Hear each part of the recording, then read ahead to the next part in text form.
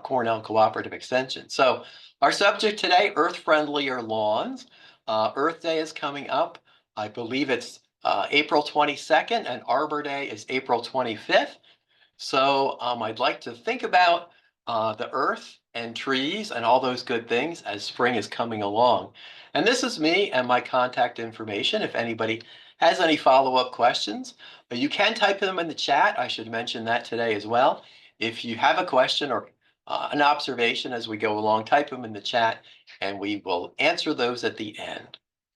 Okay, so lawns, an area of gardening which arouses passion, concern, and sometimes anger because people are concerned about the environment. People are concerned about maintaining their properties. People are concerned about water quality, noise, all sorts of issues come along with lawns. And I like to say it's my favorite part of horticulture because it gets so interesting sometimes.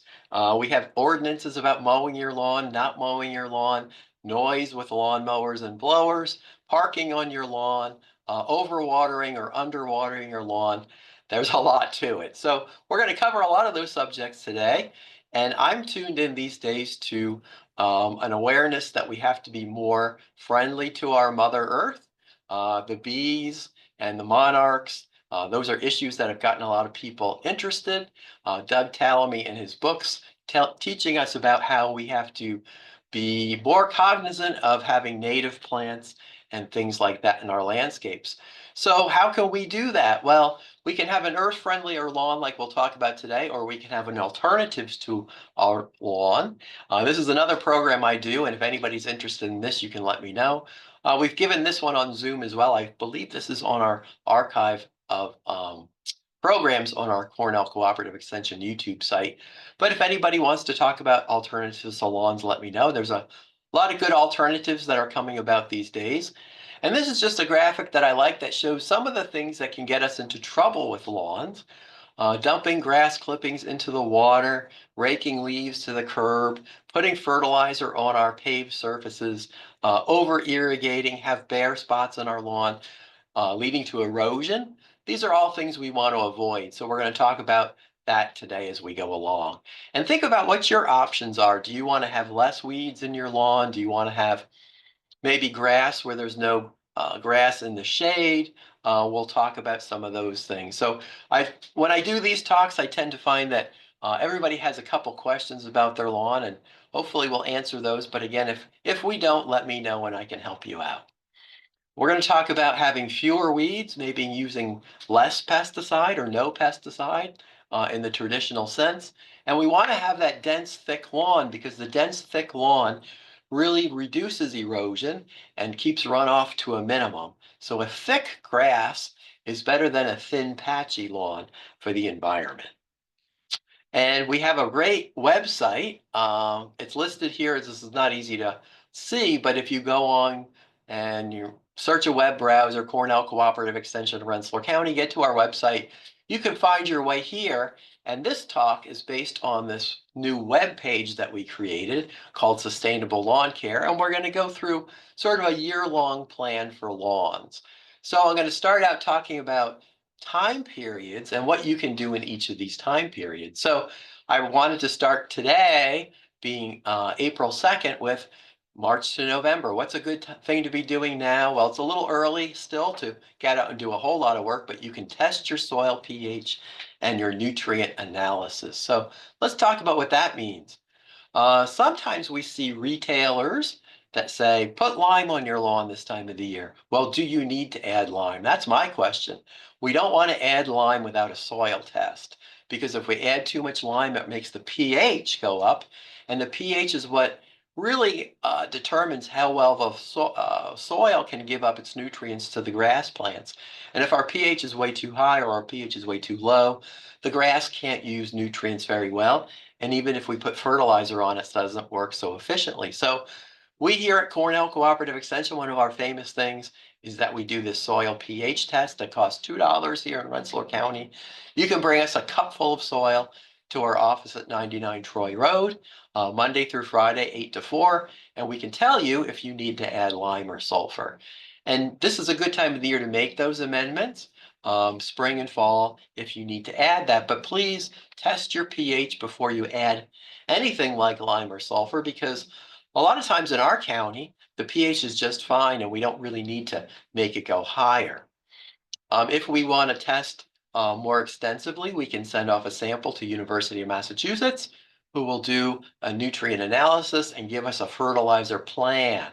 Now that does cost a little bit more money. It's $30, and it's great if you're doing vegetable gardening or on a new site and you don't know what your soil is like. It really does yield a lot of great information. So you can contact us about that. We're doing those all the time. And it's wonderful because it does give you a plan for your fertilization. Somebody sent me an email the other day that said, what kind of fertilizer should I put on my lawn? And I said, well, I could give you some general guidelines, but if you want to know exactly what your lawn needs, this is really the only way to do it, because if you happen to be low in phosphorus or potassium, it can tell you that. Okay, so April coming up is going to be forsythia blooming. And why do we grow forsythia? Now, if we were all together, you would say, well, because it's a very pretty plant, right? It's got these wonderful yellow flowers. But traditionally in lawn care, forsythia blooming has been the timing or the indicator to tell you when to put on pre-emergent herbicide. And pre-emergent herbicide keeps out this thing called crabgrass. So when the forsythia blooms, it's time to put on your pre-emergent herbicide to keep this crabgrass out of your lawn. And that's one of the standard lawn care things to do. Now, do we need to do that? Friendlier lawn, we might want to try to figure out some other way to do that. If my lawn is very thin and has a lot of crabgrass, and my lawn at home actually is pretty thin, it hasn't been fertilized, it does get overrun with crabgrass, and it's not the most wonderful situation, because when the crabgrass dies in the fall, it leaves bare soil, and then of course bare soil leads to erosion. Now, a little bit later, I'm going to talk about this idea of repetitive overseeding by putting out grass seed in the fall to reduce how much crabgrass I have in the spring, and that also can reduce how much pre-emergent herbicide I need. So stay tuned for that in a few minutes, but the way to get around using pre-emergent herbicide when the forsythia blooms is to repetitive overseed in the fall and the late summer of the previous year. So here's the little crabgrass seedlings germinating. They're going to get bigger and bigger and bigger. And this is why traditionally people have used these crabgrass preventers, such as I have listed here. Probably the most environmentally benign of the bunch is mesotrione. That's a newer product. It's plant derived, and it's also safe on newly seeded lawns. So that's one of the newer products that is come on the market. I think it's pretty easy to find. So you might think about using that if you were going to use one of these crabgrass preventers. And if you don't want to do that, stay tuned for the repetitive overseeding, because I'm going to show you a couple really neat pictures. Mesotrione will also be used for other types of weeds. Now, this is a picture of crabgrass in midsummer. Now, some people would say, hey, my lawn looks great, right? It's nice and thick. But all that light green grass there is the crabgrass. And again, that's going to die out, and then you're going to have bare soil for most of the winter, which is not good for erosion purposes. So mesotrione, you might see it sold as tenacity. It's a reduced risk pesticide or herbicide. It has low leaching potential, and it's one of the better products I think that's out there in terms of environmental impact. Okay, fertilizer. Now, one of the things I always tell people is one of the best things you can do is go out and measure your lawn. So here's a gentleman, he's got a nice fancy house here, and he's measuring his lawn, because anything we do in the world of lawn care often involves 1,000 square foot increments. So you might get a soil test from me, and it might say, put lime on your lawn 1 pound per 1,000 square feet. Or maybe we're going to put on 3 pounds of grass seed per 1,000 square feet. So any kind of inputs, we really need to know how many 1,000 square feet we have in our lawn. So go out and do some measuring. And you don't have to have a nice lawn in both the front and the back of your house. Think about that. Maybe you want to have a really nice lawn in the front, and you're going to let the dogs run around and you don't care so much about the back. Or maybe the back is where you spend most of your time and you don't have to worry about the front so much. So lawn care is expensive, right? You don't have to have a perfect lawn everywhere. You don't have to do all these same practices all over your lawn. Maybe you only have one small area you want to concentrate on and improve. Maybe you can cut back and be a little more earth friendly in that way. So we can do our soil test as we talked about, know our area. If we're going to use a drop spreader or a rotary spreader, we want to put it on the proper setting, and we don't want to do what this gentleman is doing, getting that fertilizer or those products on those paved surfaces, because that is where the water will wash them off down into a creek, a river, a storm drain, and of course, in our beautiful part of the world, everything almost everything ends up in the Hudson River, which we don't want to pollute. So be careful with your spreaders, calibrate them properly, and really be aware of weather. I wouldn't go putting a lot of fertilizer on my lawn, 10 minutes before we have a big storm predicted. We want to be aware of that potential for leaching and runoff. Now, fertilizers have come a long way in the world of lawns. We have zero phosphorus in our lawn fertilizers nowadays. So here we have our old graphic that showed the three letters on our fertilizer bag: nitrogen, phosphorus, and potassium, N, P, and K. If you look at lawn fertilizers now in the state of New York, they'll have zero for phosphorus because we are concerned about phosphorus getting into the water. So a lot of our modern fertilizers don't have phosphorus, and that's a good thing. Unless your lawn comes back, a sample comes back from like UMass, and it says you need phosphorus, then we have a workaround. We have to use something called starter fertilizer or look for a fertilizer that has some phosphorus. But normally we don't want to put phosphorus on our lawns because our lawns have plenty of it. And the other thing here is that most of the time when we're thinking about fertilizer, our lawns in our part of the world are mostly deficient in nitrogen. So nitrogen is that first number on the bag. That's the one that's the most important in some ways. Most lawn fertilizers will have slow release and quick release fertilizer in them. So you get sort of an even green up. You don't get just a lot of green grass growing too early in the spring that you have to mow. And it's a good thing to have this modern type of fertilizer that has both of those elements in it. And generally, we're putting on 1 pound of nitrogen per 1,000 square feet. And most fertilizer bags that I read will give you those guidelines. So you can look at that and feel pretty confident you're probably putting on the right amount. As long as you have your spreader calibrated correctly, it probably will be an application of about 1 pound of nitrogen. Now, when do you do it? Well, Cornell came up with this system many years ago. I like to joke that we're giving you work to do on your summer holidays, because the best time to fertilize your lawn is not in May. It's actually in September, about Labor Day, getting that lawn ready to go into winter and giving it some fertilizer when it's really going to grow a great root system in the fall, because these grasses really like to grow in the spring and the fall. So getting it really well fertilized in the fall with 1 pound of nitrogen about Labor Day. That's a great thing. You can do it again if you want to, maybe May 15, May 20, 30, somewhere in there, kind of the Memorial Day time. And we don't really think lawns need 3 applications anymore, but maybe again, another late fall fertilization. That's kind of been something that's been debated about. Many lawns, especially old lawns, don't really need perhaps 3 fertilizations. So think about when you're doing your fertilizer. We don't want to dump a lot of fertilizer on an early spring because that tends to make the lawn grow very lush, and we don't need a lot of extra growth in the spring because we just have to mow it off. Watering. I'll just mention one picture of watering.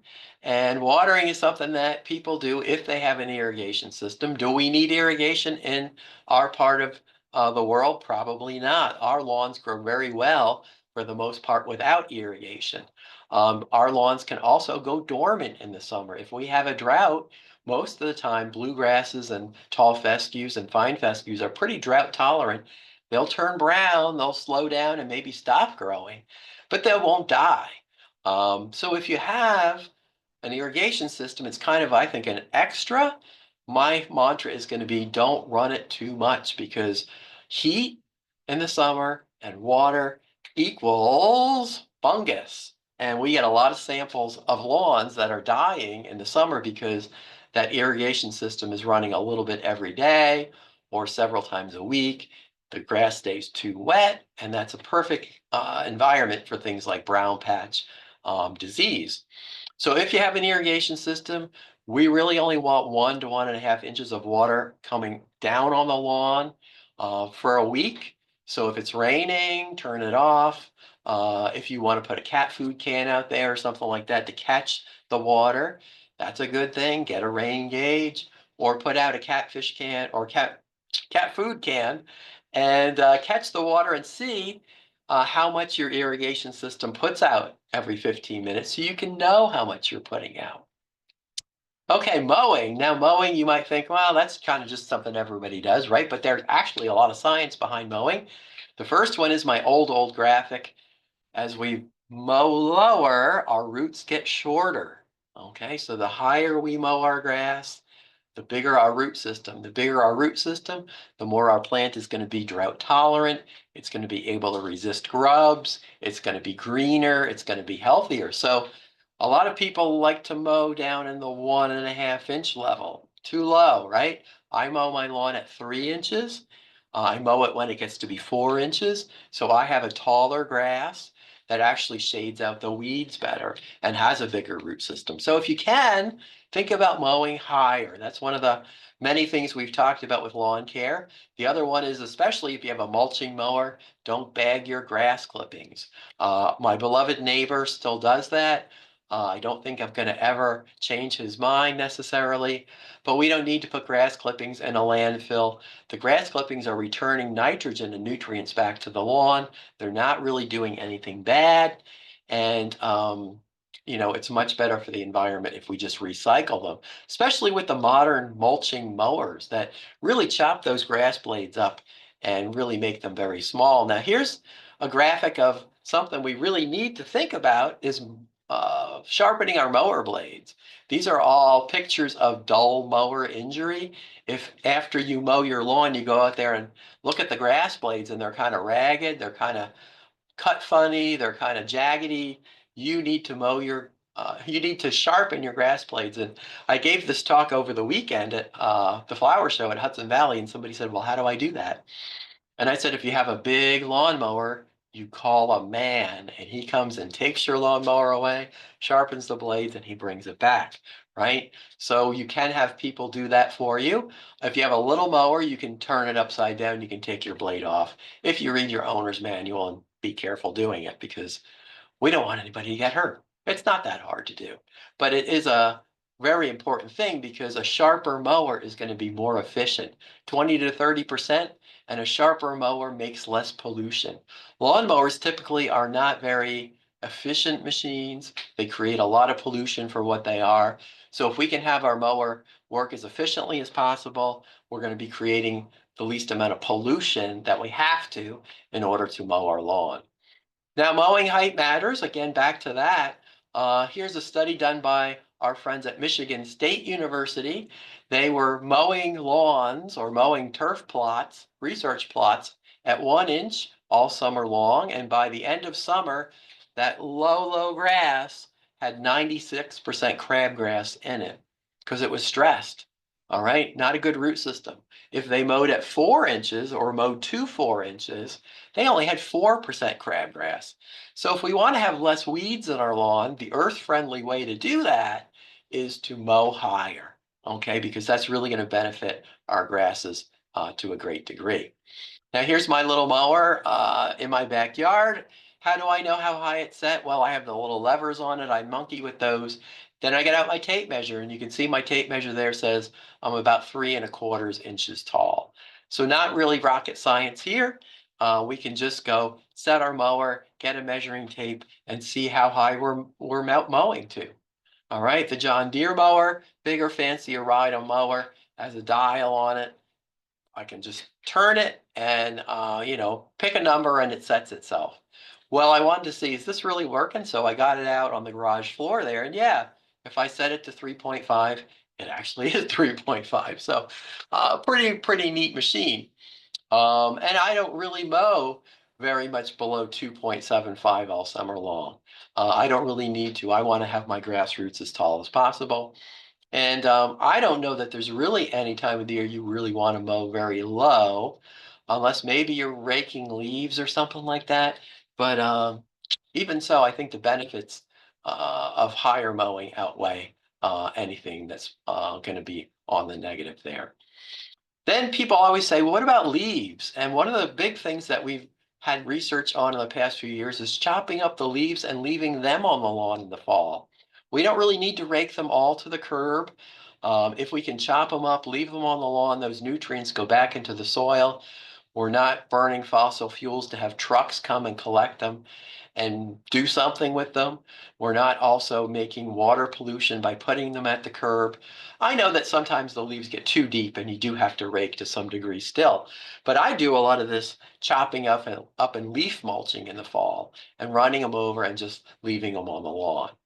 We have a great video with our Cornell turfgrass guru, Dr. Frank Rossi, who came and did one of these lunch in the garden talks with us a couple years ago, talking about reducing carbon emissions in lawns and landscapes. How about all these new, uh, rechargeable mowers, these newer types of lawn care machines? Well, Frank talked a lot about that and what the state of the industry was at the time, and they're always getting better. So if you're interested in that, go back and watch that on our YouTube channel. It's a really good talk, and Frank is a wonderful educator and very enthusiastic about turfgrass. All right, how about some insects? Now, we're getting into summer, okay? Our calendars turn a page and we're in July and August. And here we have a neighborhood where a lawn is dying. Okay, what's going on? And somebody brought us these pictures many years ago, and they thought it was maybe some kind of herbicide injury, or they weren't really sure what was going on because it was raining, the grass was growing, but this big brown spot was developing between these two houses, and they were really perplexed. And you can see in the picture on my uh, right here, there's a lot of ground ivy growing. That's thriving, but the lawn is dying. Turns out it's something we call a chinch bug. Okay, a chinch bug is a tiny little true bug. It has piercing, sucking mouth parts. It's 3/16 of an inch long. It's very tiny. They start out red, then they turn gray and black and white as they mature. They like this hot, dry weather of summer, and they suck the juice out of those grass plants. And those grass plants just die. It's not eating the roots, it's really just sucking the juice or the fluids out of those grass shoots. And you can see that area can get pretty big if you get a lot of these tiny little chinch bugs in there. And the trouble is, most of us really can't see them very well because they are so small. We have about 2 generations per year in the Capital District here. They overwinter in the leaf litter. They're out there right now, getting ready for 2025. And the mom, chinch bug, is going to lay 300 eggs over her life cycle. So you can see we start out with a few, we get a lot, just like many of our classic horticulture pests. Here's another picture I saw over in Voorheesville, or a lawn I visited over in Voorheesville. And this was in the fall, so this had been going on all summer. If you notice your lawn dying out, give us a call, let us know, or you can do a sample. I'll show you how to do that. But it's not a good idea to let this go, because if you can see these small patches in August, maybe the beginning of August, say, and jump on it, you'll have a lot better chance in saving your lawn, because you can really have a lot of damage here. And these grasses are probably not going to come back. These root systems are probably dead. Okay, here I am, 20 pounds lighter and 30 years ago, and I'm holding my chinch bug detection device. Okay, this is a cylinder. You shimmy it down into the soil, into your lawn where there's kind of a green and brown patch, the edge of those two, and you dump some water in there. What do you think the chinch bugs are going to do? They're going to float to the surface. So if you're thinking, hey, maybe this is chinch bugs, what you can do is even easier, really, is take a slice like a brownie out of your lawn, some green, some brown grass in a patch, put that in a bucket, put some water in it, and see if you can see tiny little chinch bugs floating on the surface of the water. And you may have diagnosed it. Or you can certainly bring us a sample. Now, we do have some resistant grasses, and that's the earth-friendly approach, I would say. After all the dust settles, you would need to replant with some grasses that are somewhat resistant. Some of the endophytic grasses, they contain a beneficial fungi. Those types of grasses will be more resistant to chinch bugs moving forward. Now, the trouble is in the turfgrass seed industry, it's really hard to find those varieties. But if you ever end up with this problem, let us know and maybe we can point you in the right direction. There are insecticides that you can use if you really need to do that. And make sure you read the label and really understand all that's involved if you go that route. Okay, how about July to September, seeding a new lawn? Now, most of you aren't going to really seed a new lawn unless you move to a new house or maybe do a lot of construction. But we do have a really great fact sheet on that website called Lawn Establishment by Seed. It goes through the steps. I think there's something like 25 steps. It's kind of really, I really put it out blow by blow and very descriptive. But there's a lot to seeding a lawn. You really want to do your soil test, get your pH correct, choose the right seed. Many, many things to think about. Today, what I'd just like to talk about for a few minutes here are the 4 different types of grasses, the big 4, I call them, that we grow in our part of the world. And if you, as a lawn owner, understand something about these, this will really help you pick out what kind of grass seeds you want to buy. And even if you're not really starting a new lawn from seed, maybe you're going to do what's called overseeding, which I'm going to talk about in a minute. And that's a really big practice for earth-friendly lawns. So lawns are in our part of the world are called, our grasses are called cool season grasses. They like to grow in the spring and the fall. When the temperatures are relatively cool, they might slow down in the summertime if we get some hot, dry weather. But these growth surges in spring or fall are why we call them cool season grasses, because they like that, sort of moderate temperature, and they grow very well here in our part of the world. So let's just talk about these big 4 for just a couple of minutes, because this is really the crux of lawn care, is growing the right plant, like any other form of gardening. Kentucky bluegrass, okay? It's the Cadillac of grasses, if I can say that. It has dark green color. It's very attractive. It has rhizomes that help it spread. So if we have bare patches, this will fill in. It's got a good color, medium texture. It likes to have fertilizer. It likes to be fertilized. It likes mostly sun. Some of them will tolerate a little shade. It's a really great grass. It's very, very beautiful. The trouble with it is it does take 3 to 4 weeks to germinate from seed. So if I plant Kentucky bluegrass seed out, I won't see anything for at least 3 to 4 weeks, and it's very slow to establish. So that's really its big drawback, is the slowness that it has to develop. If you do buy sod, most of the time, or much of the time, you can get a bluegrass sod, and that's a wonderful way to establish a lawn with bluegrass. So there it is. It's very attractive, dark green color. It recuperates from traffic. If we use it, it will regrow. Those rhizomes are a big plus. It has a lot of wonderful benefits. And that's just a picture of those underground roots of those rhizomes that will help this grass spread and really fill in those bare spots, which is a wonderful thing. Now, another grass is perennial ryegrass. This is a bunch type grass. It doesn't spread. It likes mostly full sun, has good fall, good color and good texture. It's not maybe as drought tolerant as some of the other grasses, but its big plus is that it germinates very quickly. If I plant perennial ryegrass seed, 3 to 7 days it will come up. It really likes to grow. It will fill in bare spots. It's good for quick fixes. This time of the year in the spring, if I want to fix damage to my lawn from maybe a snowplow, or I want to make a cover to prevent erosion, this is a great grass to do that because it will really fill in and really take over. Very easy to grow. There are some older types of perennial ryegrass. One that's sold quite a bit is called Linn. It's not a very good grass. You can see it's that light green grass in the picture. There's been many, many new types developed. starting with Manhattan in the 1960s, and they're very good grasses now. So I would avoid buying Lynn because it's just an outdated sort of a grass. We don't want to, grow something that's from 1940. We want the modern, better, stronger grasses that we've had through plant breeding. One of my favorites are the fine fescues. This is a group of grasses. They're very thin bladed. They're sheep fescue, chewings fescue, creeping red fescue, hard fescue, a number of different species we kind of lump together. Why do I like these? Well, I think these are the grasses of the future. This is a great example of earth-friendly grasses because these will live in poor soil. They'll live in low fertility soil. If you have rocky soil, sandy soil, these might do a little bit better. They'll grow in sun, they'll grow in shade. They don't really demand a lot of mowing. If you want to have a lawn that you mow much less, you should look into these fine fescues because you can plant them, grow them, and you're going to mow them much less. So they're really a ideal grass for lower maintenance lawns because you don't have to do a lot of inputs to them.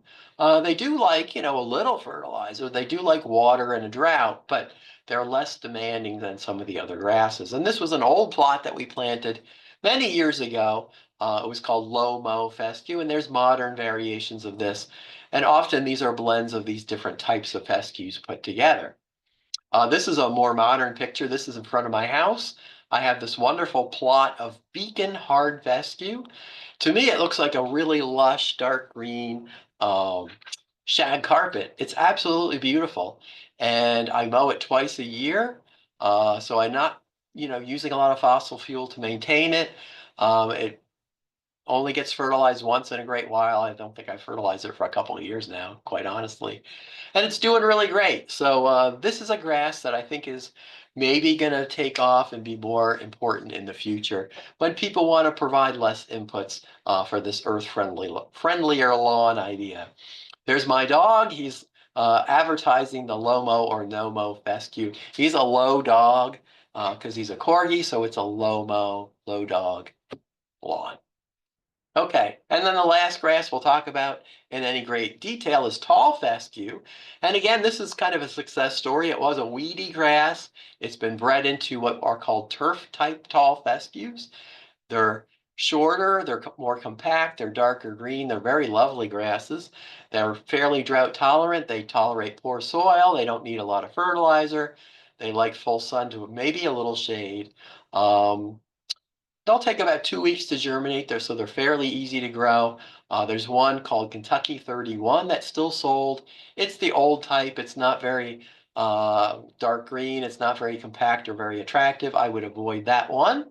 And here's a great graphic I stole from a person from Rutgers years ago. Sorry about that, but I loved showing the Kentucky 31 and then the improved turf type fescue comparison. We would like that more compact growth because it's going to mean less mowing.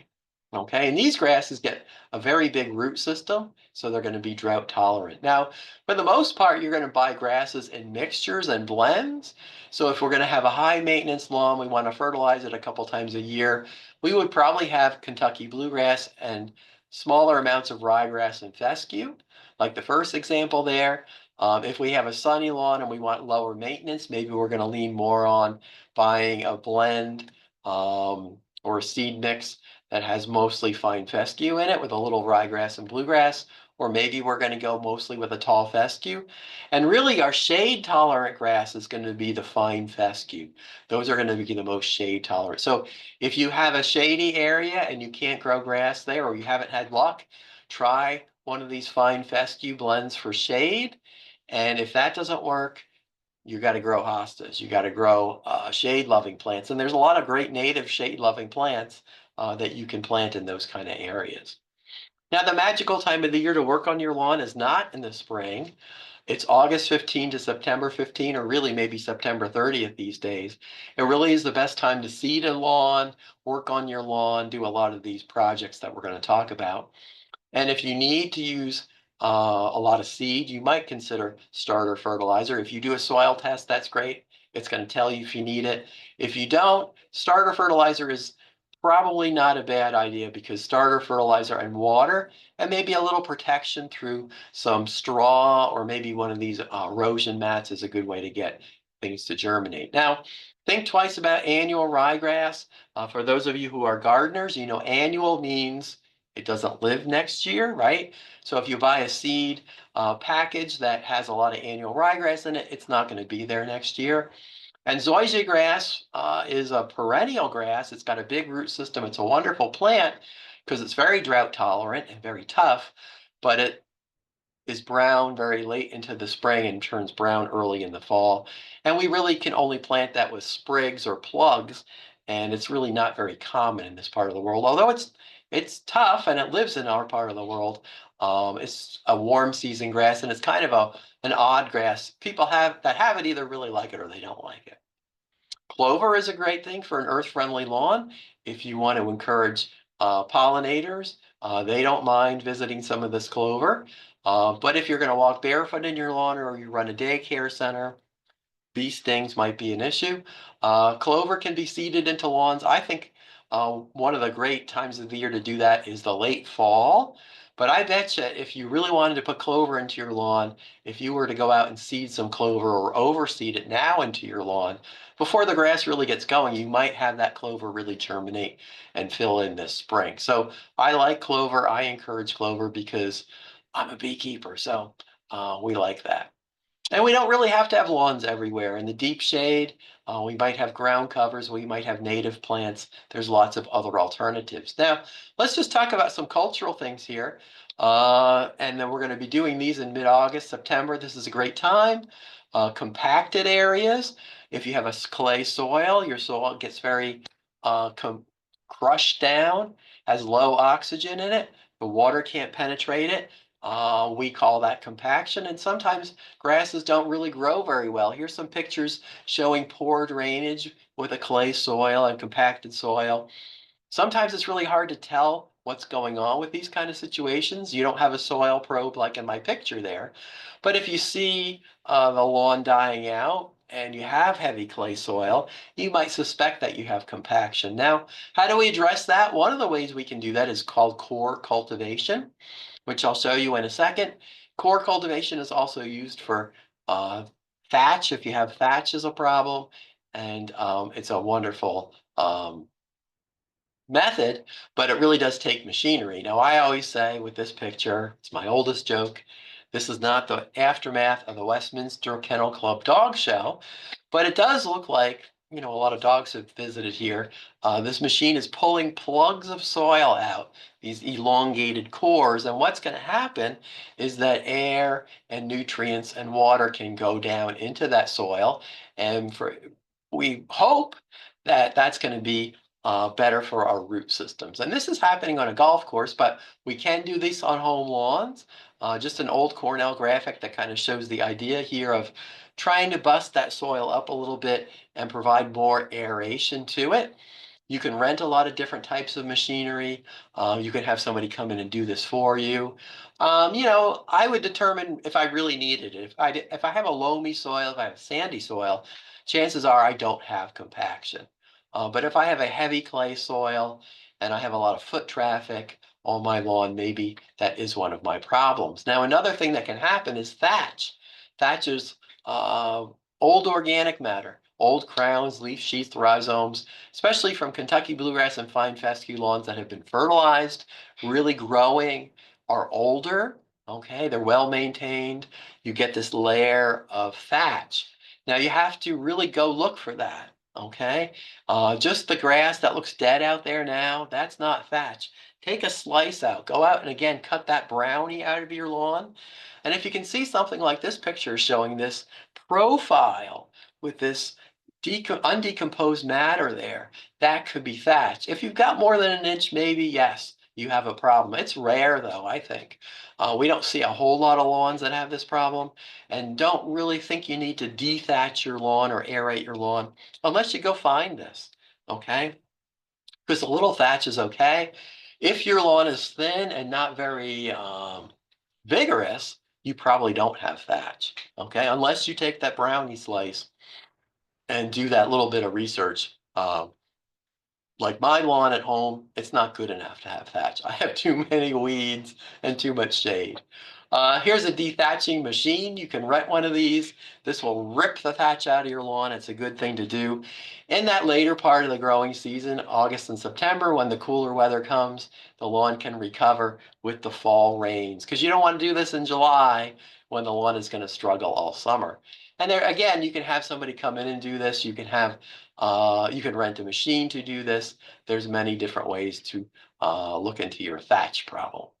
Okay, and here is, to me, the crux of this whole earth-friendlier lawn project. It's called overseeding. And overseeding we're going to be doing mid-August into October.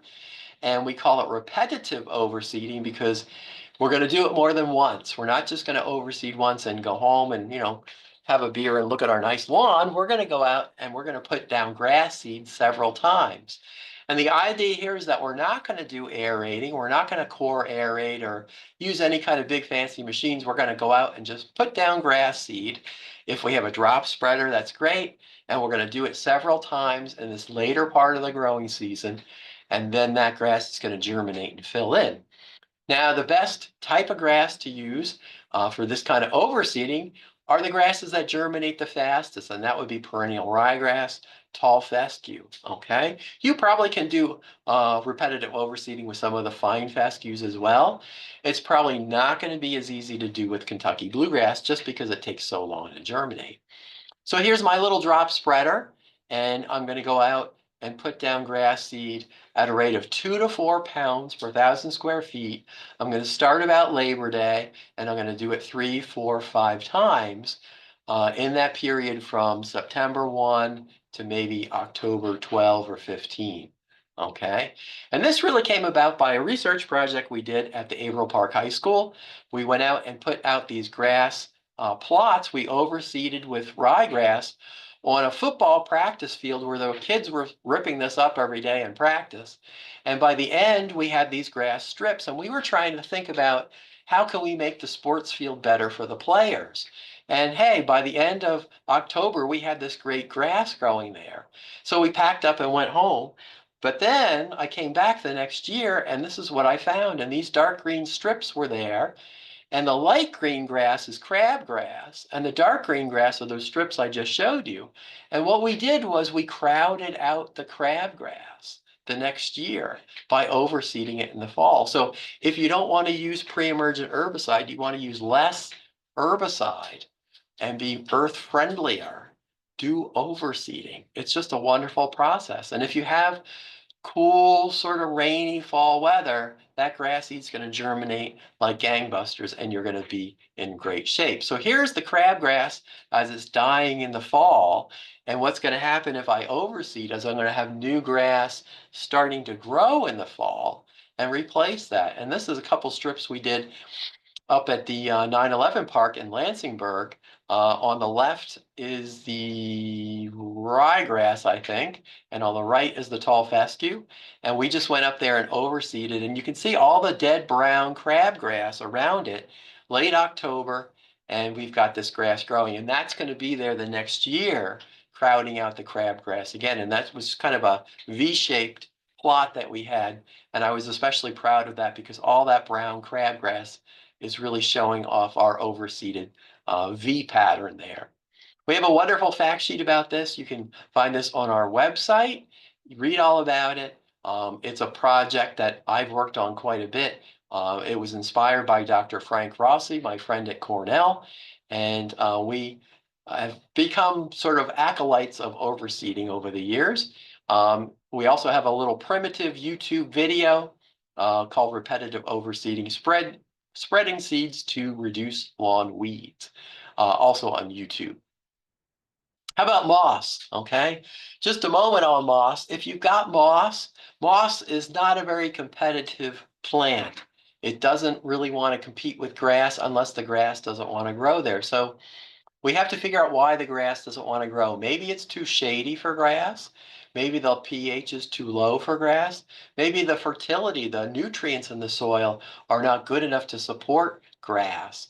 So if you have a lot of moss and you want to investigate, do a soil pH test, increase your fertilizer level. maybe do some overseeding. If you can increase the sunlight by pruning maybe some of the trees, get that grass to grow, and then maybe switch to some of the more shade tolerant grasses.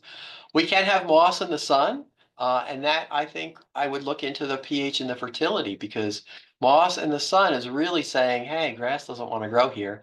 Maybe I need to overseed it and add some more inputs. There are demossing products you can buy. They often have iron in them and they work pretty well to kill them, to kill or reduce the moss. But then you have to overseed, or you have to fill in the grass in order to really make the lawn a little bit better. How about a moss garden? I have friends that have moss gardens. Embrace the moss. Edge it, weed it. You can have a beautiful moss lawn. Hey, if that's what, is going to grow there, maybe we should embrace that. Some pests, okay? The other big pests that we have in lawns in our part of the world are causing damage like this. Lawns that are really dead, and these pictures were taken in the spring. Lawns that are not greening up. What's going on? Well, here we are, April 23rd, 2019. Lots of brown lawns, lots of bare soil in this neighborhood, lots of potential for erosion. Who's going to create this? It is our challenging creatures called the grubs, right? And here's a man out raking, and he's finding all these grubs under the soil. Grubs are the larvae of beetles.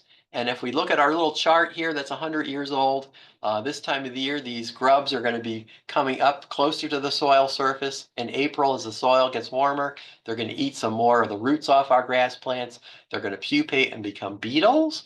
Those beetles may or may not eat our ornamental plants, depending on what species they are. And then the mom beetles are going to lay eggs in August, September, and October. And we're going to have another generation of these grubs that do most of their damage in that later part of the season, eating those grass roots and causing those plants to die. Now, here's a picture of kind of the life cycle. We have the egg over on the left-hand side, the grub in its three instars or three stages with its brown head capsule and six little legs on the front end.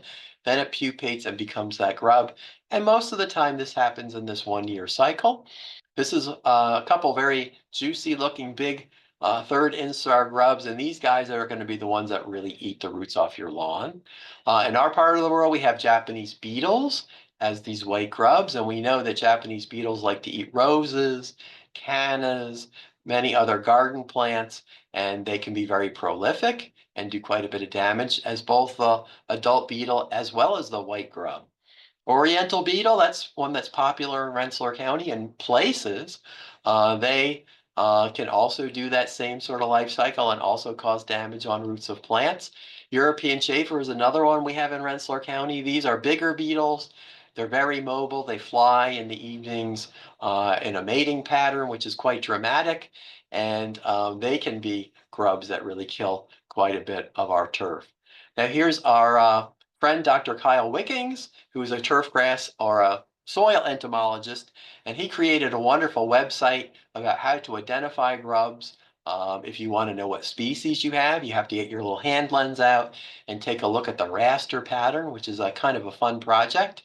And I should have put his website up there, but if you Google or if you web browse Cornell grub identification, you'll get to Kyle's really great website. Other indicators, all right, birds doing a lot of damage on your lawn, moles thriving, birds like seagulls coming down and pecking holes, and small boys walking skunks who like to eat grubs. Those will all be indicators that we have grubs in our lawn. Here I am again 25 years ago, and I'm looking for the grubs in late September or late August and into September. Again, cut that brownie slice out of your lawn, turn it over, shake it out. If you have 5, 6, 7, 8 grubs, you're going to be kind of getting to the point where you might have to do some control. Now we have a lot of things happening in the world of insecticides in New York State. We have the Birds and the Bees Act, which is curtailing the use of that second product there called imidacloprid. So you're probably not going to see that for sale. You probably will see for sale the first one there, chlorantraniliprole. That is a grub insecticide which you can use on your lawn if you need to, but really only use these if you really need to, because Cornell did a study many years ago in the Rochester area, and it really showed that I think it was only about 20% of the lawns really needed to be treated for grubs. We don't want to use this product unless we really need to. And on our website, there's a whole lot more information about that. Another maybe earth-friendlier idea would be to try the bacillus, the new type of bacillus called Galeriae. Okay, it's sold as Grub Gone and some other products. This is not milky spore, which is the old type. This is a newer type of bacteria that we can put on the lawn. It goes down into the ground. The grubs come along and they get this bacteria in their stomachs, and then it kills them.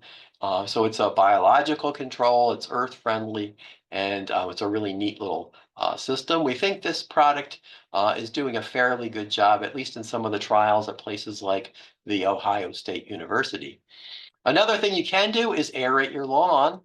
There's been some work on this. It's kind of been hit and miss, I guess, if you don't mind the pun. But aeration sometimes will kill some of your grub. So that's another way you can do some grub management without using an insecticide. And then we get into the later part of the year, September and into October, and it becomes time to think about weeds. Okay, killing weeds in the spring is not always the most efficient because I always like to do this with body motions. In the spring, what are the dormant weeds doing? They're sending all their stored energy from the roots up, right? In the fall, what are the weeds doing? They're sending all their energy from their leaves down into the roots. So if we put an herbicide on spring versus fall, which is going to work better? Well, the fall is going to be much better because if we used an herbicide and it's going to absorb into that foliage, it's going to take it down into those roots and kill the weed much better. So I always say if I have to use an herbicide, I want to use it to the most efficient way. I wouldn't think that that's in the spring necessarily, although there are some exceptions to that. Many broadleaf weeds are best killed in the fall. All right, so we can dig weeds out, we can use herbicides, which are weed killers, or we can use a flame gun. Well, I'm kind of kidding about that one because you can do a lot of damage to your lawn with a flame gun. So, don't really do that one. All right, think about how many weeds you can tolerate. ID your weeds. There's some that are very difficult to control. If you have things like quackgrass and orchard grass, there's very limited ways we can get rid of those grasses in a lawn. Um, Email me or talk to me about those. They're very, very difficult to do. Sometimes acceptance is a good thing. If we can accept that some of these are there and tolerate them, that's not a bad idea. So we have a lot of different types of plants. Some people think clover is a weed. I don't think it's a weed, but some people do. Ground ivy in the upper right-hand corner is a very common weed, and the one below that, plantain, broadleaf plantain, is also very common. And then dandelions. And again, I'm a tolerant person. I don't mind dandelions so much. They come up, they flower, they do their thing, and then they kind of disappear. So they're really not, to me, one of the most obnoxious of the weeds. I tolerate those.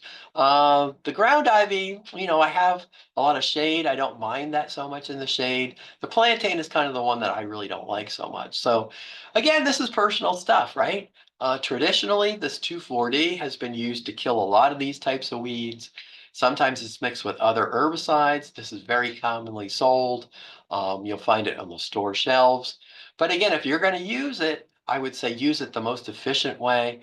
I would think about maybe waiting until the fall when you're really going to get that really good kill for a lot of these perennial broadleaf weeds, as that is going to be more efficient. Okay, ground ivy is one that definitely works better if we try to treat that in the fall of the season rather than the spring of the season. Now, another alternative is one that we worked on a number of years ago called the iron herbicides. These are used in parts of Canada and parts of Europe where a lot of our pesticides that we have here are not available. And they found that this iron it's really just a heavy concentration of iron sprayed on a weed will often control them. It may not kill them outright right away. You may need to make more than one application, or it may slow them down. But this is a really interesting product. Sometimes We can find this in stores, but oftentimes we have to do some sort of mail order for something like this. This was one that we worked on called Fiesta, which you can see they're working on dandelion here, and they've made 2 applications.